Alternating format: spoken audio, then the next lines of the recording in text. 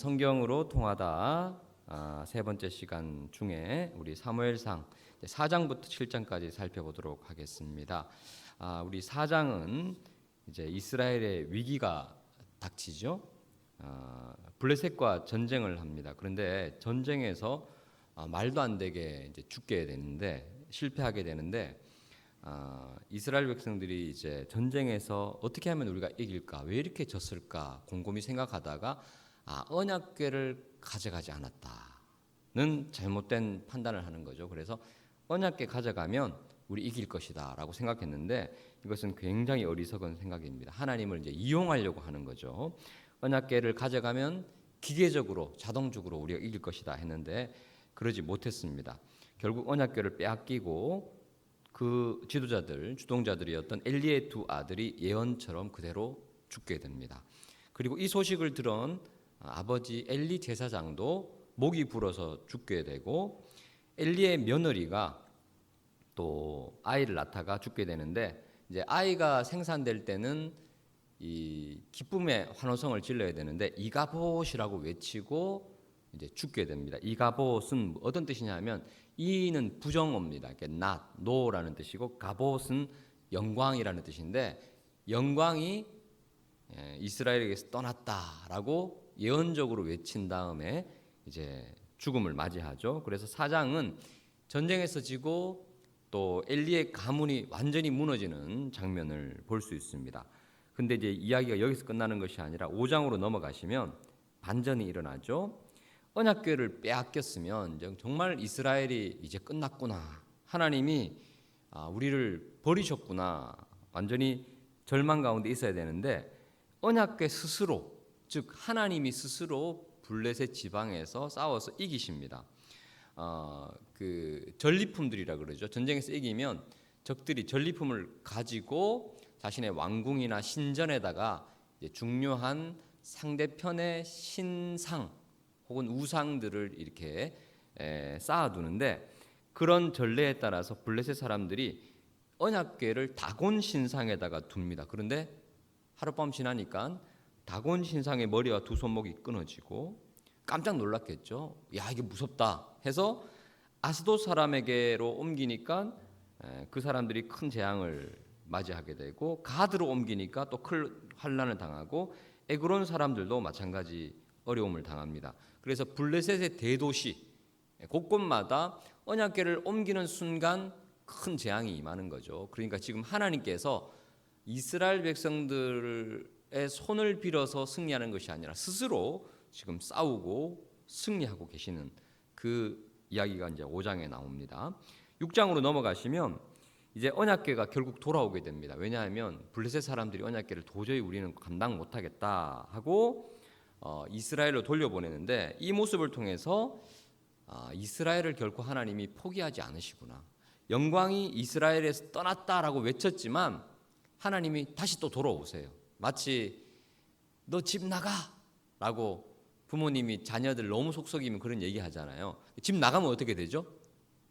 그때부터 발을 동동거리면서 나간다고 진짜 나가냐 그 느낌인 거예요. 정말 우리를 사랑하시는 하나님께서 다시 돌아오시고 이스라엘을 포기하지 않으시는 하나님을 볼 수 있습니다. 그리고 드디어 이스라엘 백성들이 이제 깨닫게 되는 거죠. 우리가 읽었던 20절 말씀처럼 거룩하신 하나님 앞에 누가 능히 서리요. 정말 하나님의 거룩하심을 다시 고백하게 됩니다.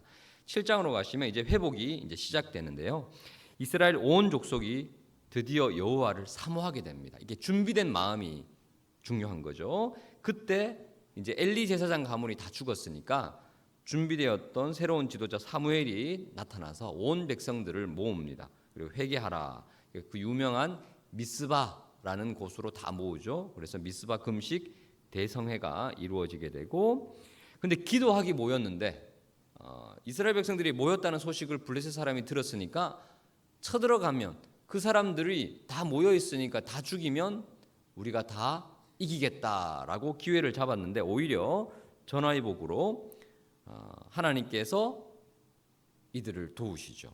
하나님은 언제나 우리의 삶을 구석으로 코너로 몰아넣으시는 것처럼 보이지만 오히려 그것을 통해서 우리를 전화위복의 기회로 삼으셔서 은혜를 베풀어 주시고 승리의 기적을 베풀어 주신다는 거죠.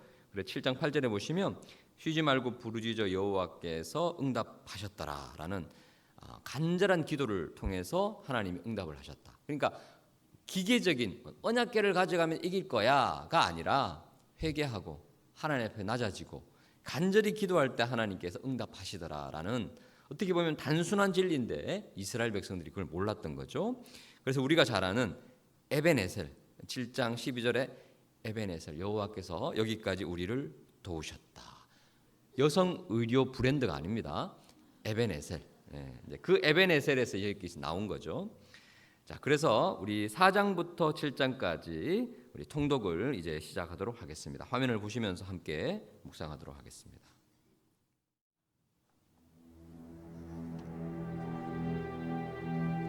사무엘의 말이 온 이스라엘에 전파되니라. 이스라엘은 나가서 블레셋 사람들과 싸우려고 에벤에셀 곁에 진치고 블레셋 사람들은 아벡에 진쳤더니 블레셋 사람들이 이스라엘에 대하여 전열을 벌이니라. 그 둘이 싸우다가 이스라엘 블레셋 사람들 앞에서 패하여 그들에게 전쟁에서 죽임을 당한 군사가 4,000명가량이라. 백성이 진영으로 돌아오매 이스라엘 장로들이 이르되, 여호와께서 어찌하여 우리에게 오늘 블레셋 사람들 앞에 패하게 하셨는고? 여호와의 언약궤를 실로에서 우리에게로 가져다가 우리 중에 있게 하여 그것으로 우리를 우리 원수들의 손에서 구원하게 하자. 하니 이에 백성이 실로의 사람을 보내어 그룹 사이에 계신 만군의 여호와의 언약궤를 거기서 가져왔고, 엘리의 두 아들 홈니와 비느하스는 하나님의 언약궤와 함께 거기에 있었더라. 여호와의 언약궤가 진영에 들어올 때에 온 이스라엘이 큰 소리로 외치매 땅이 울린지라. 블레셋 사람이 그 외치는 소리를 듣고 이르되, 히브리 진영에서 큰 소리로 외치면 어찌 됨이냐? 하다가 여호와의 궤가 진영에 들어온 줄을 깨달은지라. 블레셋 사람이 두려워하여 이르되, 신이 진영에 이르렀도다. 우리에게 화로다. 전날에는 이런 일이 없었도다. 우리에게 화로다. 누가 우리를 이 능한 신들의 손에서 건지리요? 그들은 광야에서 여러 가지 재앙으로 애굽인을 친 신들이니라. 너희 블레셋 사람들아, 강하게 되며 대장부가 되라. 너희가 히브리 사람의 종이 되기를 그들이 너희의 종이 되었던 것 같이 되지 말고 대장부같이 되어 싸우라 하고 블레셋 사람들이 쳤더니 이스라엘이 패하여 각기 장막으로 도망하였고, 살육이 심히 커서 이스라엘 보병에 엎드러진 자가 3만 명이었으며 하나님의 궤는 빼앗겼고 엘리의 두 아들 홈니와 비느하스는 죽임을 당하였더라. 당일에 어떤 베냐민 사람이 진영에서 달려나와 자기의 옷을 찢고 자기의 머리에 티끌을 덮어쓰고 실로에 이르니라. 그가 이를 때는 엘리가 길 옆 자기의 의자에 앉아 기다리며 그의 마음이 하나님의 궤로 말미암아 떨릴 즈음이라. 그 사람이 성읍에 들어오며 알림에 온 성읍이 부르짖는지라. 엘리가 그 부르짖는 소리를 듣고 이르되, 이 떠드는 소리는 어찌 됨이냐? 그 사람이 빨리 가서 엘리에게 말하니, 그때 엘리의 나이가 98세라. 그의 눈이 어두워서 보지 못하더라. 그 사람이 엘리에게 말하되, 나는 진중에서 나온 자라. 내가 오늘 진중에서 도망하여 왔나이다. 내 아들아, 일이 어떻게 되었느냐? 이스라엘이 블레셋 사람들 앞에서 도망하였고 백성 중에는 큰 사륙이 있었고 당신의 두 아들 홈니와 비느하스도 죽임을 당하였고 하나님의 궤는 빼앗겼나이다. 하나님의 궤를 말할 때 엘리가 자기 의자에서 뒤로 넘어져 문 곁에서 목이 부러져 죽었으니 나이가 많고 비대한 까닭이라. 그가 이스라엘의 사사가 된 지 40년이었더라. 그의 며느리인 비느하스의 아내가 임신하여 해산 때가 가까웠더니 하나님의 궤를 빼앗긴 것과 그의 시아버지와 남편이 죽은 소식을 듣고 갑자기 아파서 몸을 굽으려 해산하고 죽어갈 때 곁에 서 있던 여인들이 그에게 이르되, 두려워하지 말라. 내가 아들을 낳았다. 하되 그가 대답하지도 아니하며 관념하지도 아니하고 이르기를 영광이 이스라엘에서 떠났다. 하고 아이 이름을 이가봇이라 하였으니 하나님의 괴가 빼앗겼고 그의 시아버지와 남편이 죽었기 때문이며 또 이르기를 하나님의 괴를 빼앗겼으므로 영광이 이스라엘에서 떠났다. 하였더라.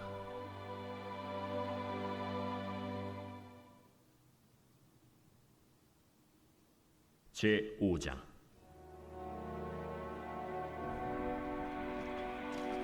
블레셋 사람들이 하나님의 괴를 빼앗아 가지고 에베네셀에서부터 아스돗에 이르니라. 블레셋 사람들이 하나님의 괴를 가지고 다곤의 신전에 들어가서 다곤 곁에 두었더니 아스돗 사람들이 이튿날 일찍이 일어나 본즉 다곤이 여호와의 괴 앞에서 엎드려져 그 얼굴이 땅에 닿았는지라. 그들이 다곤을 일으켜 다시 그 자리에 세웠더니 그 이튿날 아침에 그들이 일찍이 일어나 본즉 다곤이 여호와의 괴 앞에서 또다시 엎드려져 얼굴이 땅에 닿았고 그 머리와 두 손목은 끊어져 문지방에 있고 다곤의 몸뚱이만 남았더라. 그러므로 다곤의 제사장들이나 다곤의 신전에 들어가는 자는 오늘까지 아스돗에 있는 다곤의 문지방을 밟지 아니하더라. 여호와의 손이 아스돗 사람에게 엄중히 더하사 독한 종기의 재앙으로 아스돗과 그 지역을 쳐서 망하게 하니 아스돗 사람들이 이를 보고 이르되 이스라엘 신의 괴를 우리와 함께 있지 못하게 할지라. 그의 손이 우리와 우리 신 다곤을 친다. 하고 이에 사람을 보내어 블레셋 사람들의 모든 방백을 모으고 이르되 우리가 이스라엘 신의 괴를 어찌하랴? 그들이 대답하되 이스라엘 신의 괴를 가드로 옮겨가라. 이스라엘 신의 괴를 옮겨갔더니 그것을 옮겨간 후에 여호와의 손이 심히 큰 환난을 그 성읍에 더하사 성읍 사람들의 작은 자와 큰 자를 다 쳐서 독한 종기가 나게 하신지라. 이에 그들이 하나님의 괴를 에그론으로 보내니라. 하나님의 괴가 에그론에 이른즉 에그론 사람이 부르짖어 이르되 그들이 이스라엘 신의 괴를 우리에게로 가져다가 우리와 우리 백성을 죽이려 한다. 하고 이에 사람을 보내어 블레셋 모든 방백을 모으고 이르되 이스라엘 신의 괴를 보내어 그 있던 곳으로 돌아가게 하고 우리와 우리 백성이 죽임 당함을 면하게 하자. 이는 온 성읍이 사망의 환난을 당함이라. 거기서 하나님의 손이 엄중하심으로 죽지 아니한 사람들은 독한 종기로 치심을 당해 성읍의 부르짖음이 하늘에 사무쳤더라. 제 6장.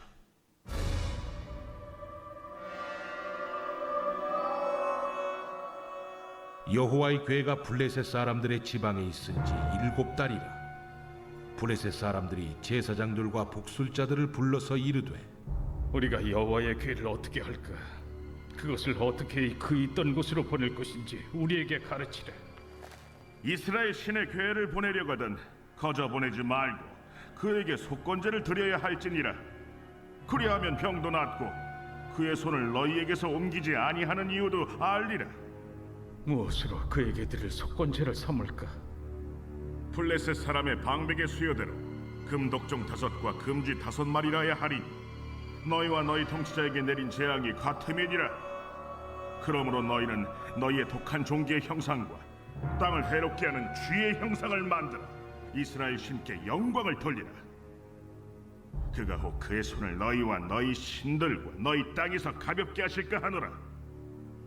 애굽인과 바로가 그들의 마음을 완악하게 한 것 같이 어찌하여 너희가 너희의 마음을 완악하게 하겠느냐.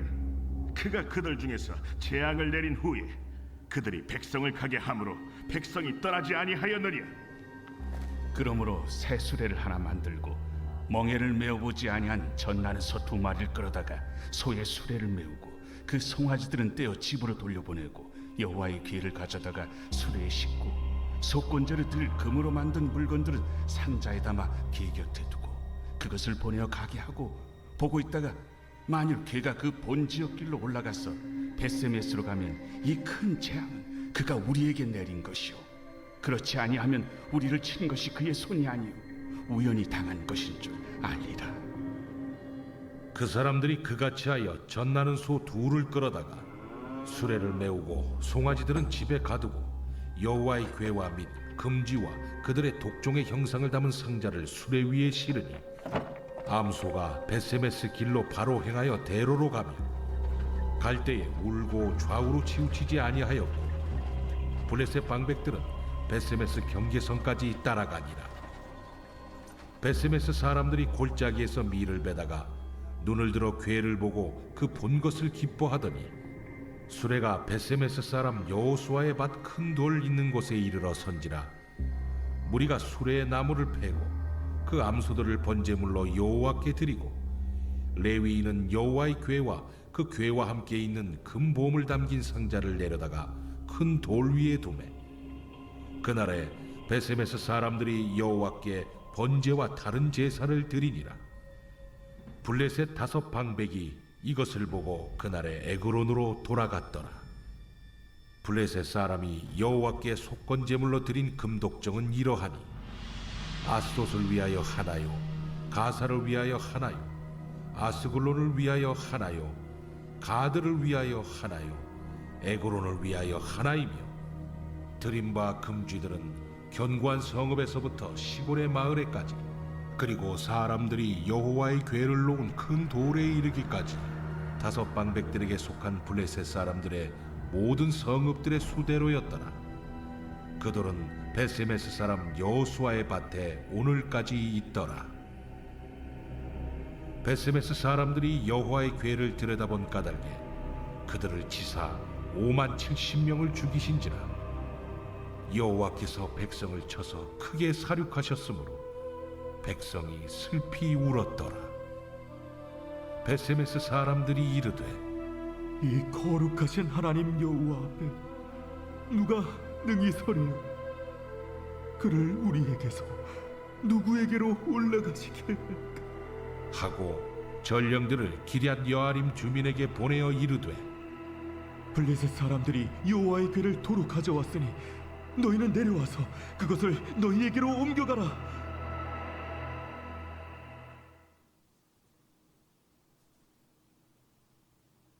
제 7장.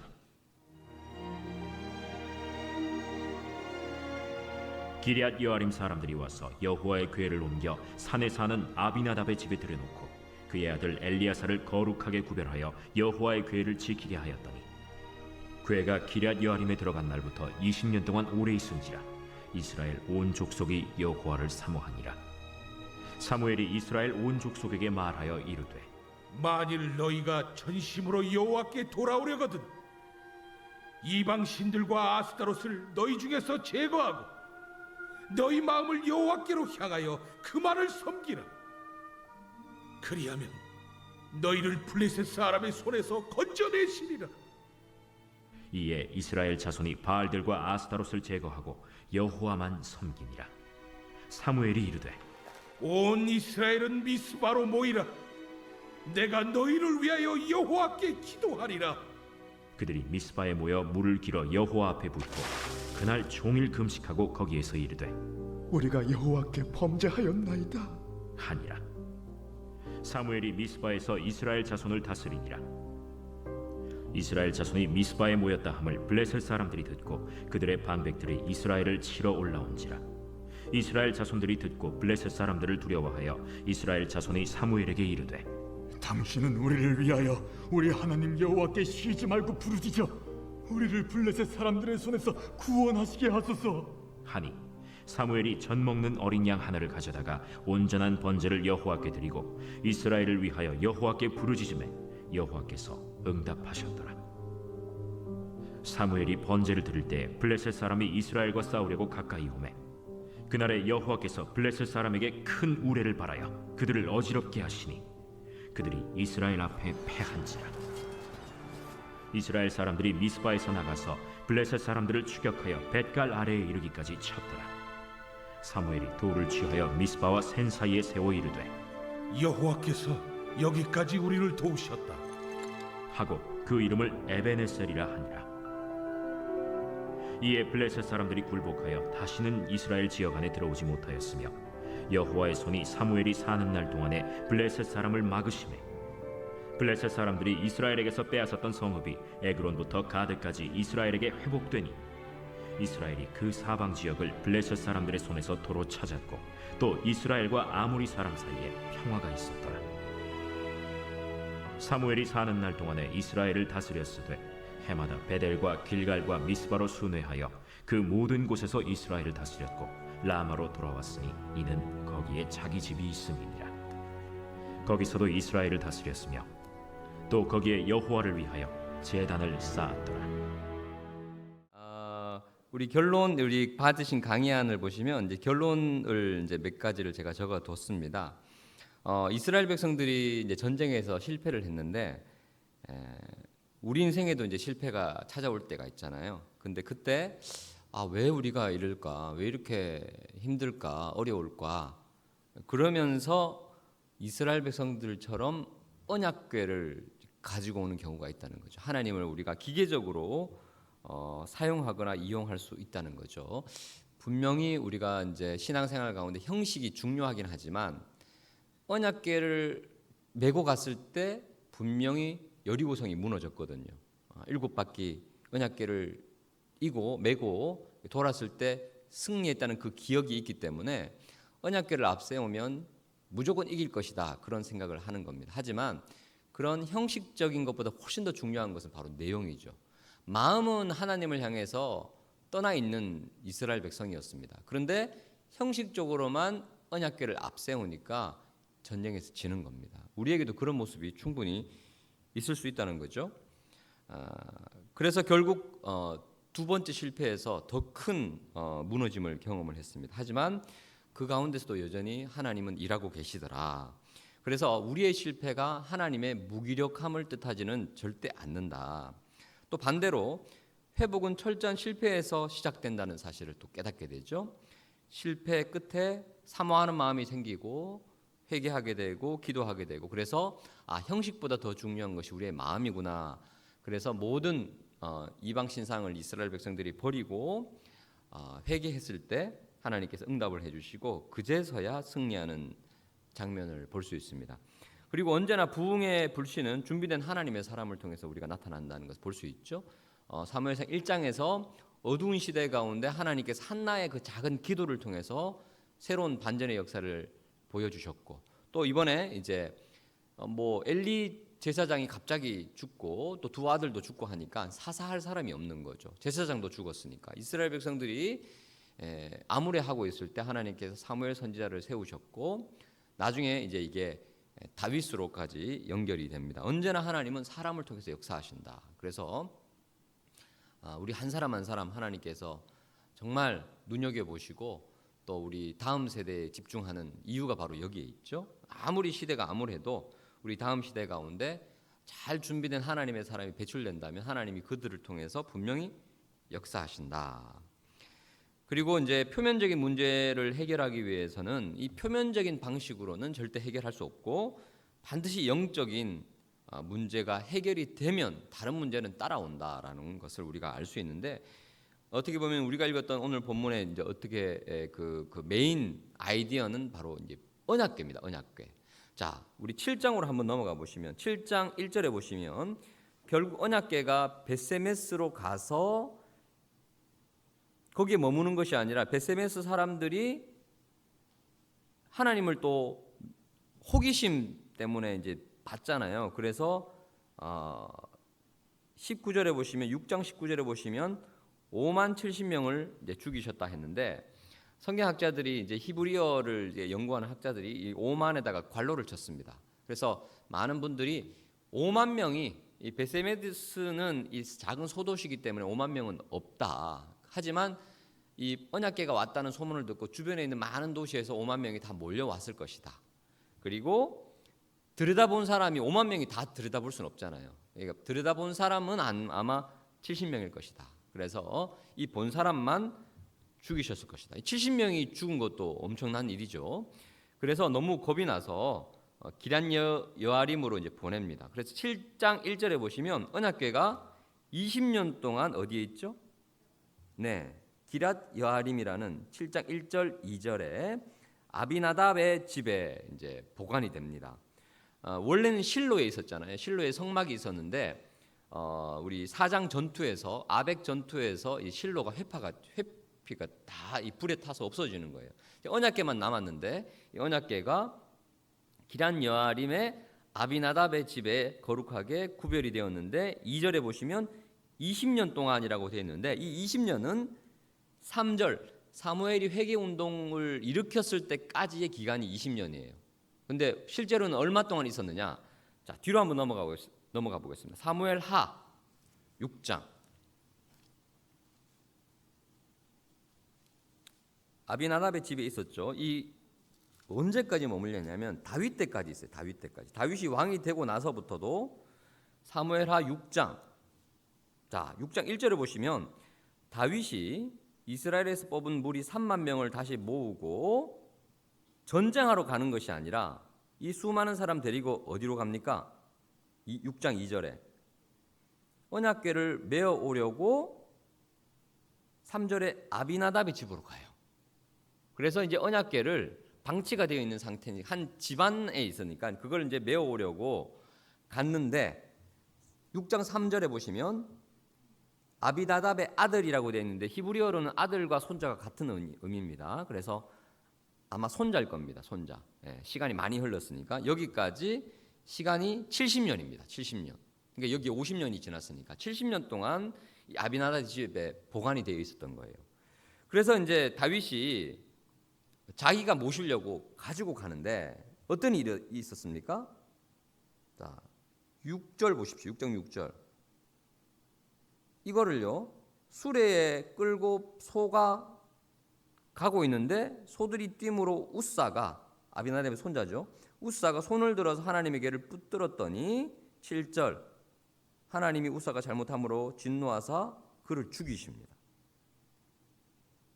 그래서 9절에 보시면 다윗이 여호와를 두려워하여 기쁜 마음으로 출발했는데 이제 어떻게 됩니까? 그 바로 옆에 있었던 10절에 오베데돔의 집으로 들어가게 됩니다. 네. 자, 이렇게 이제 이동이 돼서 결국 이제 다윗이 13절에 보시면 다시 시도를 하죠. 이제는 수레에다가 싣지 않고 궤를 맵니다. 이게 원래 율법대로죠. 궤를 메어서 힘껏 춤을 추고 찬송을 하고 이제 메어오는 장면이 나오는데 자, 6장 12절을 보십시오. 6장 12절. 이게 이제 핵심입니다. 사무엘하 6장 12절을 보시면 여호와께서 하나님의 궤로 말미암아 오베데돔의 집과 그의 모든 소유에 복을 주셨다 한지라. 다윗이 가서 하나님의 궤를 기쁨으로 메고 오베데돔의 집에서 다윗 성으로 올라갈세. 아멘. 자, 여러분 지금 여호와의 궤가 기럇 여아림에서 사무엘상 7장에는 20년이라고 되어 있는데 사무엘하 6장에 보시니까 실제로는 이제 전체 합해서 70년이었어요. 20년 플러스 50년이죠. 70년 동안 어디에 있었냐 하면 아비나답의 집에 있었죠. 그런데 이 동안 여호와께서 복을 주셨다는 내용이 없어요. 그런데 11절에 보시면 석 달 있었잖아요. 석 달. 그런데 석 달 있는 오벳에돔의 집에 복을 주셨어요. 그 다음에 다윗이 여호와의 궤를 다윗성으로 옮겨 가잖아요. 이때부터 다윗이 승승장구합니다. 모든 전쟁에서 다 이겨요. 하나님이 복을 주셔요. 좀 이상하지 않습니까? 70년 동안 여호와의 궤를 모신 그 집에 복을 주셨다는 기록은 없어요. 근데 3달 동안 모셨는데 하나님이 복을 주시고 그 이후에 모셨던 다윗에게도 복을 주셔요. 신앙생활의 연수는 중요하지 않습니다. 형식이 중요하지 않아요. 우사가 여호와에게 손을 댔잖아요. 즉사했잖아요. 그럼 우사를 통해서 보면 그 집안의 상황을 우리는 예측할 수 있습니다. 할아버지, 아버지, 손자 우사까지. 여러분 여호와의 궤는요 함부로 손대면 안 돼요.